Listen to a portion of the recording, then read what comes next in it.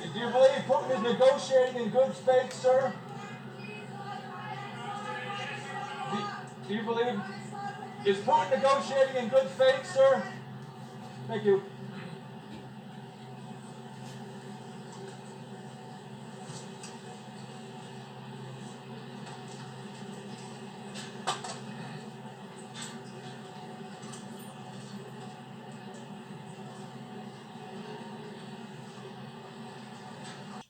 Again, my congratulations with your successful ceasefire in the Middle East. Thank you. Yeah, and you did it. And I think this is momentum to finish Russia's war against Ukraine. I think that, yes, we understand that Putin is not ready. I think not ready, but I think that I'm confident that with your help, we can stop this war.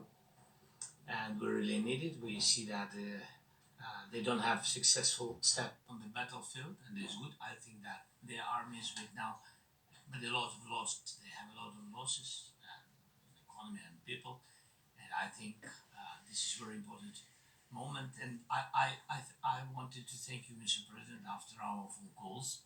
Yesterday, I had a good opportunity to meet with the big American energy companies, and they're ready to help us. Yes, after all these attacks on our infrastructure, Russian attacks, and etc. And I had also meetings. Thanks to your team, we had meetings with a good military companies. We spoke about air defense, and I want to share it after with Right. details where we are. Thank you so much. Thank you very much. Very good. And I think it looks beautiful in his jacket. Is Yeah. it beautiful? I hope people notice. It's actually very stylish. I like it. Yeah, please go ahead. Under the Biden administration, the White House was fearing of a possible escalation. They were not allowing the Ukrainians to strike into Russia, fearing of this escalation. Yeah. Would your administration allow Ukrainians to strike deep into Russia? We're going to be talking about that. That's something we'll be talking about. You're right. It's an escalation, but we'll be talking about that. Mr. President Zelenskyy joined you in Hungary to meet President Putin. Because it's a leader that we like. We like Viktor Orban. He likes him. I like him. It's a country that's a safe country. Done a very good job. He's been a very good leader in the sense of running his country. He doesn't have a lot of the problems that other countries have, and so we've decided that we'll be going to be with Viktor Orban, and he will. I think he'll be a very good host. President Trump, right here. It's in President Trump. Hungary, yeah. We're doing Hungary, yeah. With trilateral meeting, or is it just you and Putin? To be determined, but I would say most likely it's going to be a double meeting. It'll be a double meeting, but we will have the president, Zelenskyy, in touch. There's a lot of bad blood with the two presidents, and I'm not speaking out of turn when I say it. It's a very difficult situation. You know, we just settled the war, and after thousands of years, I guess people say anywhere from 500 to 3,000 years, and I was in rooms, as you saw, because you were with me. A lot of you were with me last week with leaders that didn't like each other, but they were able to get along. These two leaders do not like each other, and President Trump. we'll see what. Where are you from? Okay, good, yeah.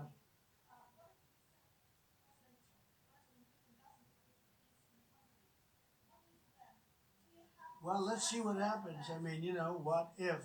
I think he will. I think that President Putin wants to end the war, or I wouldn't be talking this way. I think he wants to end the war. I spoke to him yesterday for 2.5 hours.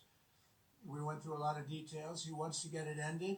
I think that President Zelenskyy wants to get it ended. Now we have to get it done. President Trump. Kara Castronova from Lindell TV. And although I love asking you questions, today my question is for President Zelenskyy. Sure. Go ahead, please. Thank you. Our President Zelenskyy, President Trump, just brokered a peace deal in the Middle East that all Americans, both sides of the aisle, are very proud of.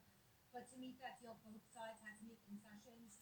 Our president has stuck out his neck in many ways to make a peace deal for your war as well. What specific concessions are you willing to make peaceful with Russia? Will you give up joining NATO? Americans have foreign war fatigue, and our president, as he said, we need our Tomahawks too. To me. Yes, you, Okay. President Zelensky. Thank you very much. Concessions would you That's some question, right? So many questions in one. Thank you very much for your question. First of all, I think we need to sit and speak. The second point, we need ceasefire. Even now, you see in the Middle East, it's very difficult to hold ceasefire. Everywhere, in every war, it's very difficult. We want peace. Putin doesn't want. That's why we need pressure on him. We will speak with President today what we need.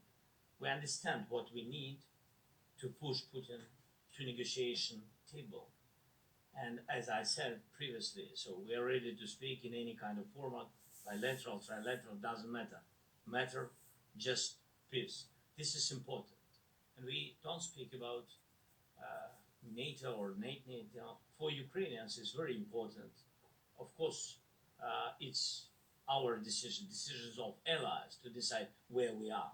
But are you willing to give Yes, up but joining the NATO? most important thing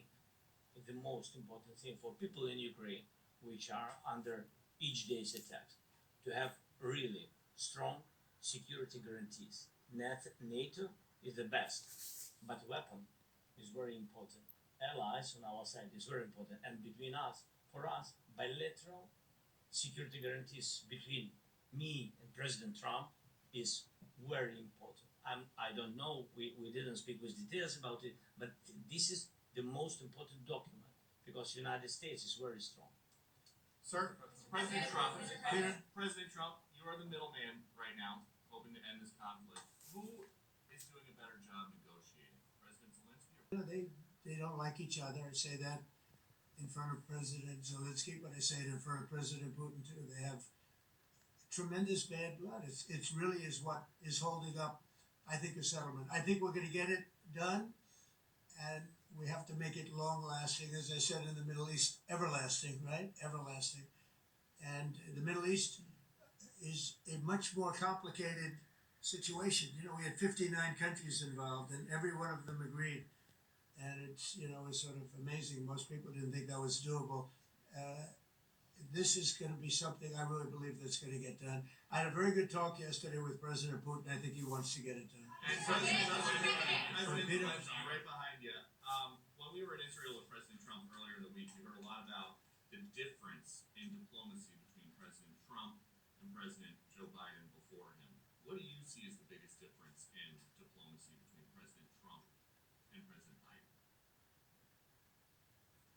President Trump has a big chance now to finish this war. President Biden now is not the president, so he doesn't have a chance to finish this war. And President Trump is really showed for the world that he can manage ceasefire in Middle East, and that's why I hope that he will do this, and we will also have such big success. For Ukraine, it's a big chance. I hope that President Trump can manage it. I would say the biggest difference is one is extremely competent and the other one is grossly incompetent. Sir, a few weeks ago in New York when you two met, you said that you think Ukraine could ultimately take back all the territory that it's lost so far. Do you still think that's the case, or do you think there'll have to be some sort of You never know. Look, you know, war is very interesting. You never know, do you? You just never know. With war and peace, but you never know. Please. Russia calls Tomahawk supply to Ukraine as an escalation, yet it continues using similar cruise missiles like Caliber. Yeah. Who are you with?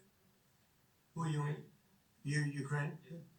But Russia continue even using the cruise missiles and also nuclear-capable ballistic missiles in Ukraine since 2022. So do you consider providing Ukraine with the Tomahawk or similar missiles as an opportunity to equalize the possibilities of Ukraine and Russia and push Moscow to the negotiation? Yeah. Sure. We're going to be talking about that. That's why we're here. Okay? Fair question. Exactly as he told you to say it. But we're going to be talking about it.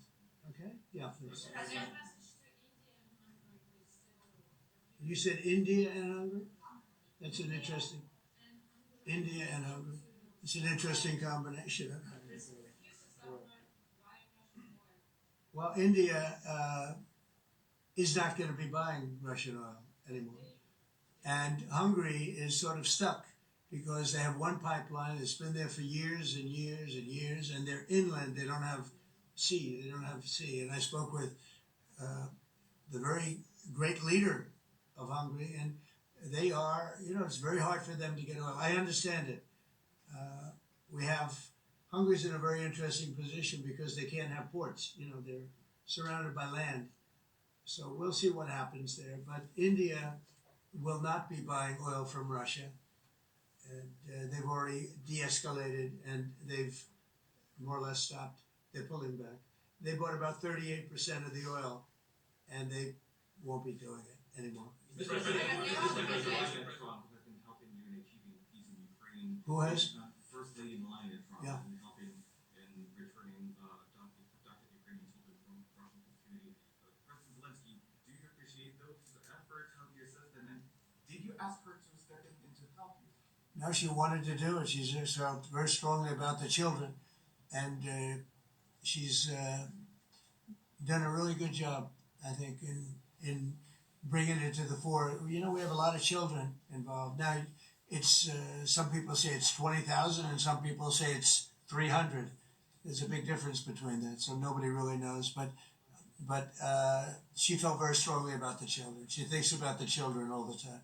President Trump, if you okay Tomahawks to Ukraine, what's going to happen if the United States is in a conflict and we need the Tomahawks? Well, that's a problem. We need Tomahawks, and we need a lot of other things that we've been sending over the last 4 years to Ukraine. We've been, we gave them a lot. Now we have a different situation. We send it to the European Union. They pay for it and all that, and they have plenty of money.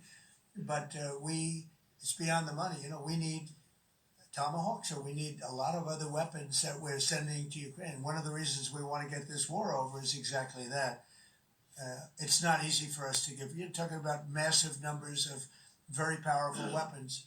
So that's one of the things we'll be talking about. Hopefully they won't need it. Hopefully we'll be able to get the war over with without thinking about Tomahawks. I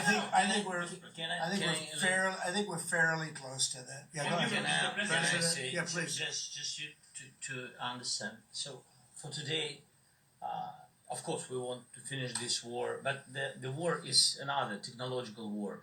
You don't use just Tomahawks. If you want to target a military goal, you need thousands of drones.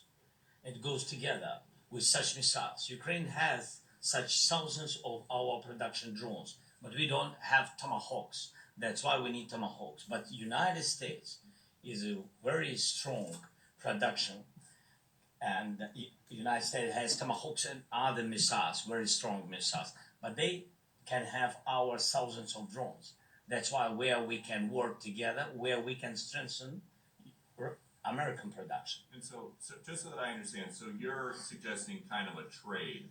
If President Trump okays Tomahawk missiles to help you launch... Yes, it's about military goals. It's only about military goals. Right, but then you would authorize some kind of an exchange where... Yes, of course. The US yes, we have proposition. And We have big proposition with our drones. President Trump, I don't mean to be brokering an arms deal here, but is that something that you would be interested in, Ukrainian drones? We are.